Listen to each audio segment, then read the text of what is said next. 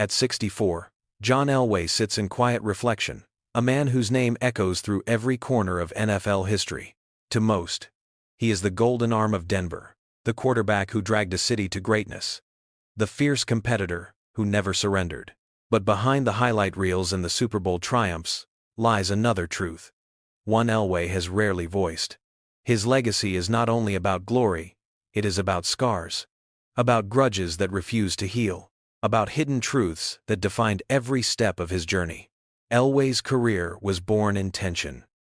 From the moment he refused to play for Baltimore and forced a trade to Denver, his story was marked by defiance. That defiance followed him, shaping rivalries with owners, coaches, and players alike. Some called it arrogance, others called it survival, but beneath it all was a relentless will to control his destiny, no matter the cost. Now, with the years behind him, Elway's reflections open a darker window. He reveals not just victories, but betrayals. Not just leadership, but fractures. These are the 5 hidden truths that haunted his career. Truths he carried long after the roar of the crowd had faded. Each one left a mark deeper than the hits he absorbed on the field. Together, they shaped the man, the legend, and the legacy of John Elway. The question lingers, why did one of the greatest quarterbacks of all time hold on to these shadows so fiercely? The story of John Elway begins in 1960, in Port Angeles, Washington. Born into a football family, he was raised on the sidelines of practices run by his father Jack, a respected college coach. From an early age, Elway absorbed the rhythm of the game. He carried both the raw talent and the fierce discipline that would one day make him a legend. At Stanford, he became a star, commanding the field with an arm that seemed sculpted for destiny. By the time the NFL draft arrived in 1983, his name was already whispered with reverence, as if fate had chosen him for greatness. But destiny is rarely simple. That draft was one of the most controversial in league history. Selected first overall by the Baltimore Colts, Elway refused to play for them. He did not want his career controlled by an owner he mistrusted, in a franchise crumbling under instability. His defiance shook the league. It was not common for a rookie to dictate terms, but Elway did. He leveraged his talent, threatening to play baseball instead. The move branded him as bold, even arrogant. But it secured the trade to Denver, a city desperate for a hero.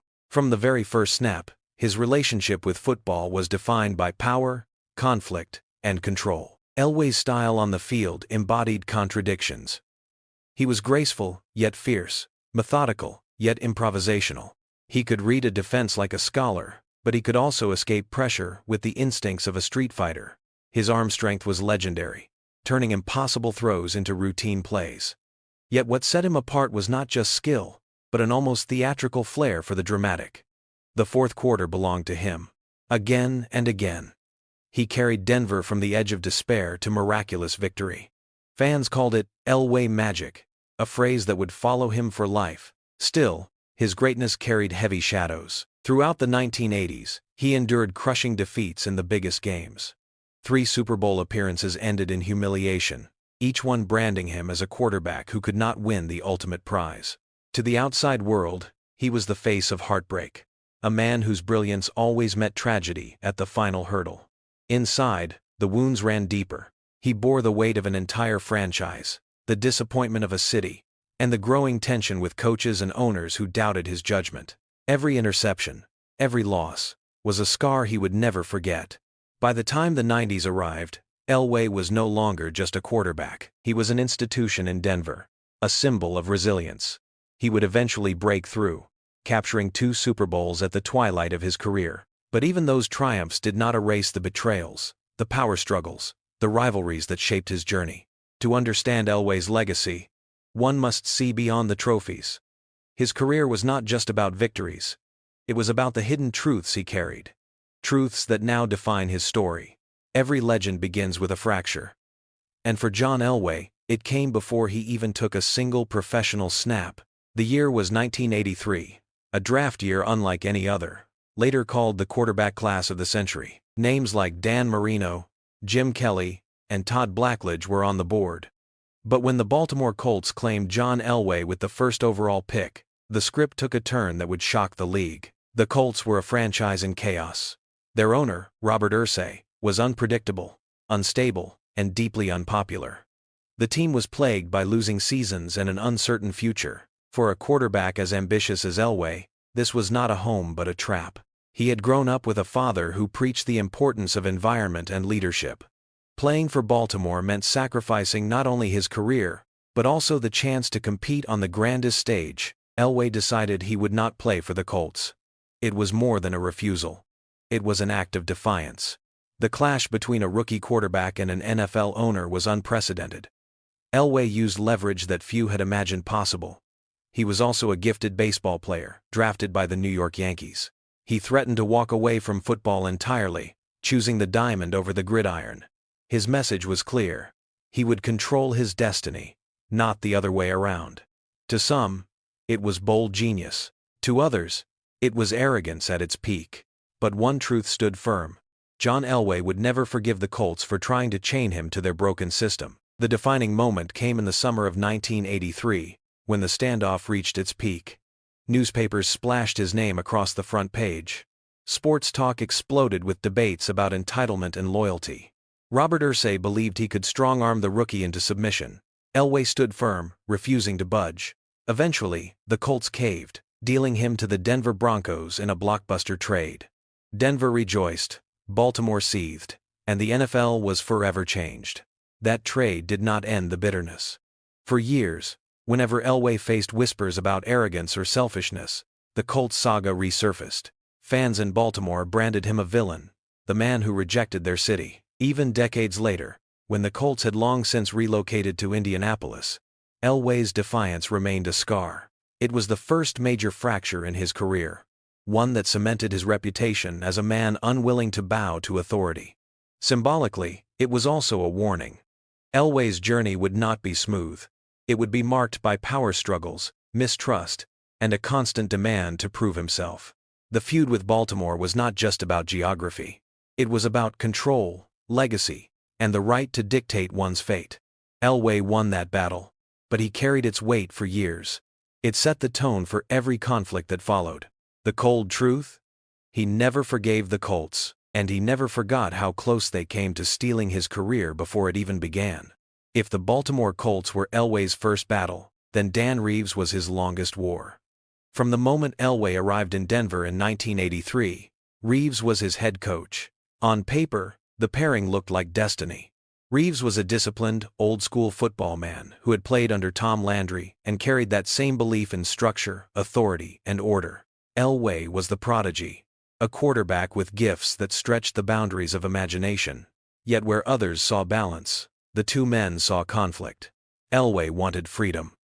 Reeves demanded control. The tension simmered for years, shaping every snap, every game plan, every sideline stare. Reeves believed in grinding football, a heavy run game, strict play calling, minimal risk. Elway thrived on improvisation, trusting his instincts and unleashing the kind of throws that few quarterbacks in history could even attempt. Their philosophies clashed like steel against flint, sparking again and again. The friction came into sharp focus in the late 1980s, when Elway carried Denver to 3 Super Bowls. Those appearances should have been crowning achievements. Instead, they became scars. Under Reeves's conservative schemes, the Broncos were overwhelmed by teams with greater creativity and speed.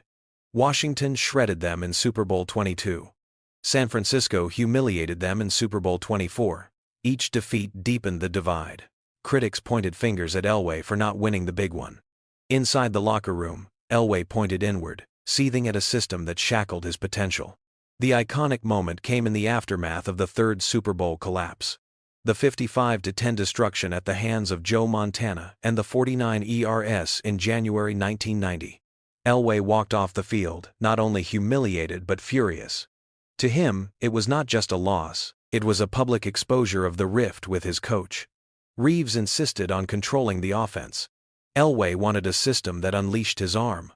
That night crystallized their feud. One saw a quarterback who ignored structure. The other saw a coach unwilling to evolve. The years that followed only grew more toxic. Behind closed doors, whispers of confrontation turned into outright arguments. Elway's influence in Denver grew, and with it came a standoff, with Reeves that the city could feel. By the early 90s, the team was divided. Some players sided with their coach, others sided with the quarterback. Every practice, every film session, became a battlefield of wills. The end came in 1992. Denver, weary of internal conflict, sided with its star. Dan Reeves was fired after a decade as head coach. It was a stunning shift, a signal that the franchise would build its future around Elway, not the man who once commanded him. Reeves left bitter, later admitting that their relationship had been broken beyond repair. Elway remained, scarred but vindicated, finally free to pursue the offense he believed in. The cold truth? He never forgave Reeves for chaining his prime years, and Reeves never forgave Elway for ending his era in Denver. Their rivalry was not between opponents on a field, it was between two men who shared the same sideline, yet never the same vision. By the late 1980s, John Elway was already one of the most electrifying players the NFL had ever seen. His arm strength was unmatched, his comebacks were legendary, and his ability to pull victory from despair made him the heart of Denver. Yet, for all his brilliance, he carried a stigma that cut deeper than any hit he ever took. Elway was the quarterback who could not win the big one. This truth haunted him for more than a decade. The story begins with his first Super Bowl in January 1987, when the Broncos faced the New York Giants in Super Bowl 21. Denver started strong, but as the game wore on, the Giants imposed their will. Elway's early brilliance faded under pressure, and the Broncos collapsed. Final score: 39-20. For Elway, it was a bitter introduction to football's grandest stage. The losses only grew darker. In Super Bowl XII against Washington, the Broncos built a quick 10-point lead. Then came the second quarter, a 15-minute nightmare. Washington scored 35 unanswered points, one of the most devastating quarters in NFL history. Elway was powerless, watching helplessly as the game unraveled. The image of him walking off the field that day, head bowed, symbolized a man carrying the weight of a city's disappointment. 2 years later, in Super Bowl XIV against the San Francisco 49ers, the humiliation was complete. Denver lost 55-10, still the most lopsided defeat in Super Bowl history. Elway threw 2 interceptions, looked overwhelmed, and once again stood on the wrong end of history. 3 Super Bowls, 3 crushing defeats. Instead of being hailed as the quarterback of destiny, he became the face of failure on the biggest stage. For Elway, these losses were more than games. They were scars carved into his legacy. Every offseason, the question followed him: was he great? Or just great until it mattered most? Critics argued he was overrated.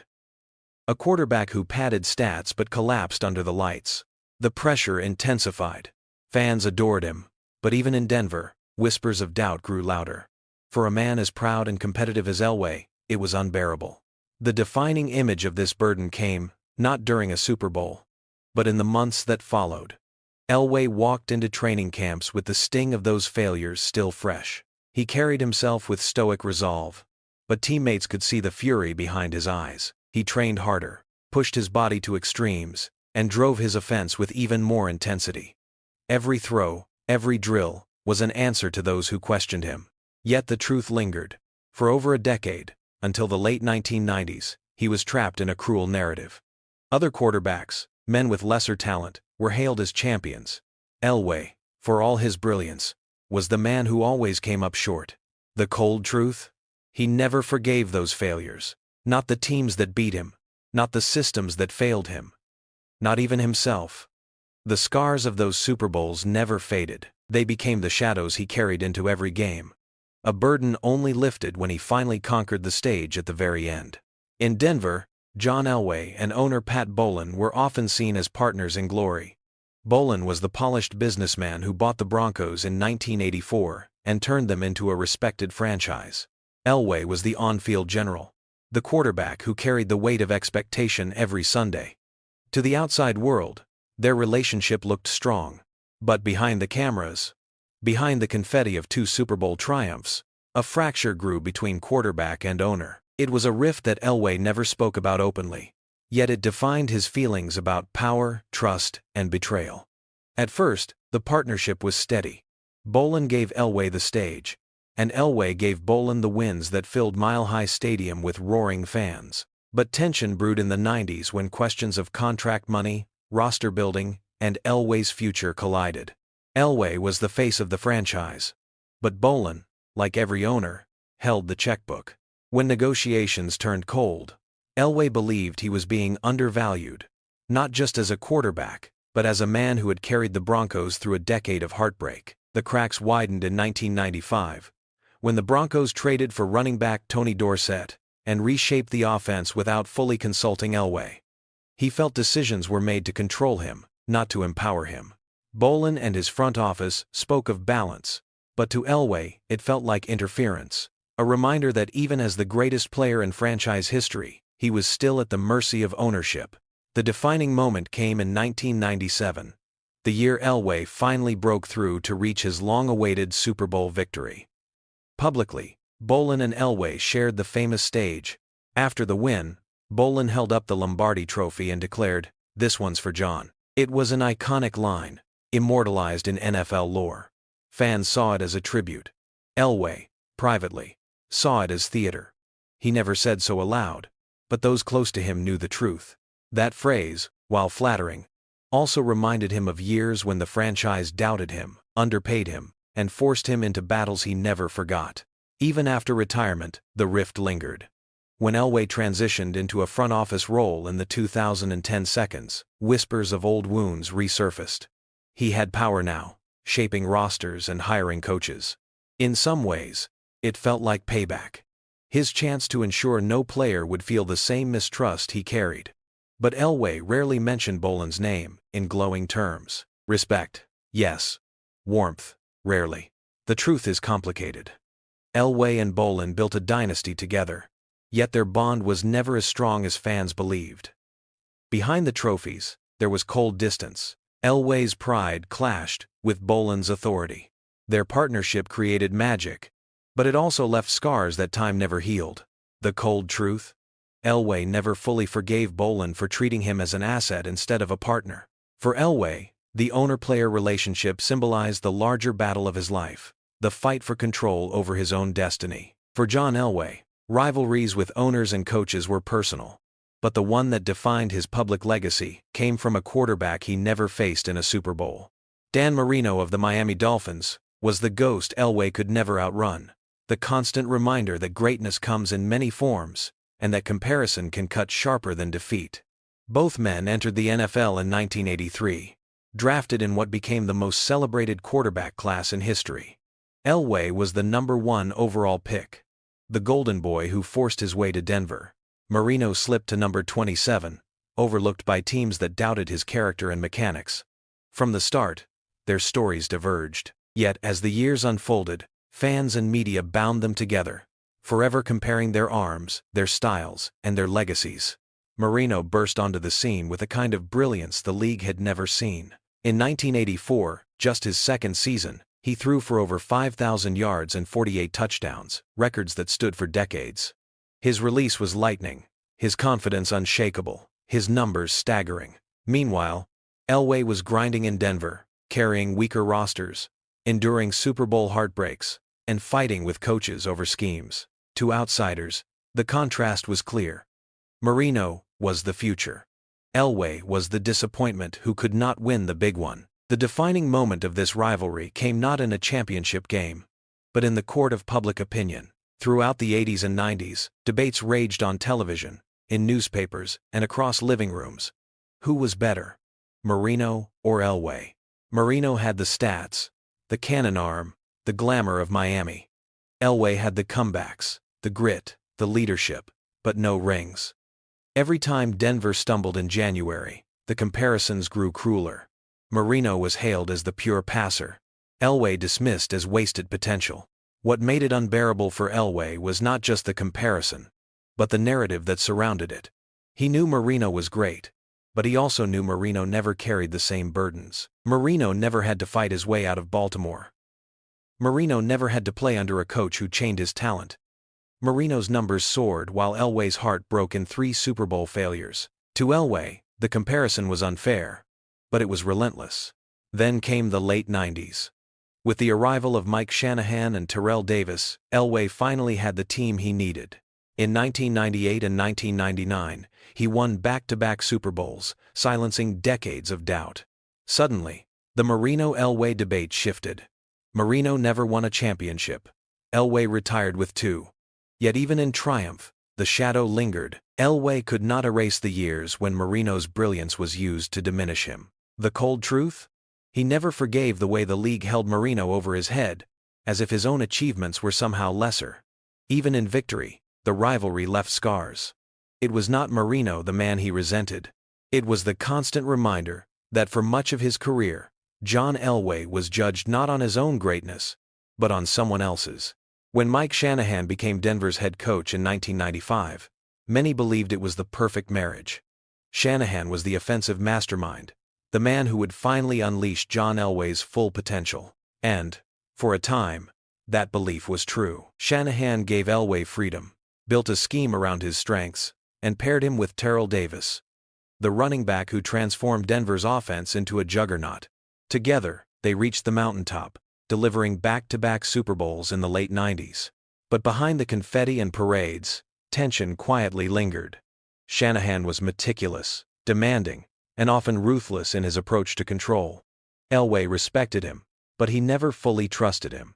Shanahan's rise to power reminded Elway of every other authority figure who had tried to dictate his destiny. The difference was that Shanahan's brilliance made him harder to resist. The defining moment came during Elway's final season in 1998. Injuries plagued him, his body breaking down under years of punishment. Shanahan pushed him to keep going, to sacrifice everything for one more run. Elway did, and he retired as a champion. Yet in private, he admitted the relationship had strains. Shanahan demanded perfection, and Elway gave it. But he never forgot the pressure. The feeling that even at the end, control was always contested. The cold truth?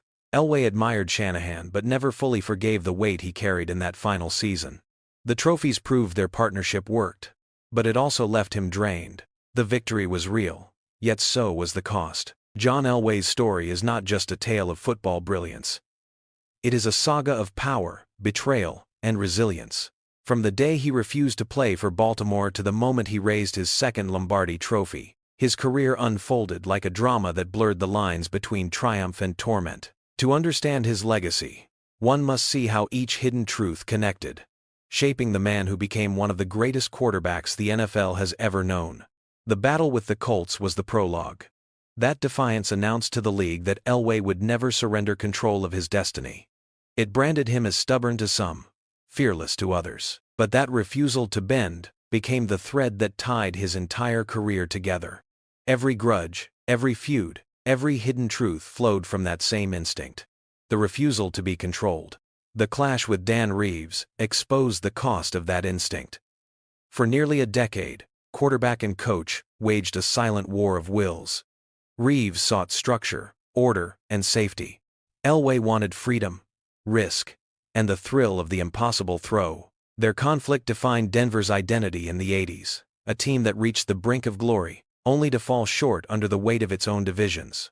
Those Super Bowl defeats did not just hurt Elway's record, they scarred his reputation, leaving him branded as a man who could not finish. The failures were public, but the pain was private, lingering deep in his soul. Pat Bowlen represented another form of that struggle. The owner and the quarterback shared victories, but their bond was transactional, not personal. Elway never forgot the moments when contracts grew cold, when roster moves were made without his voice.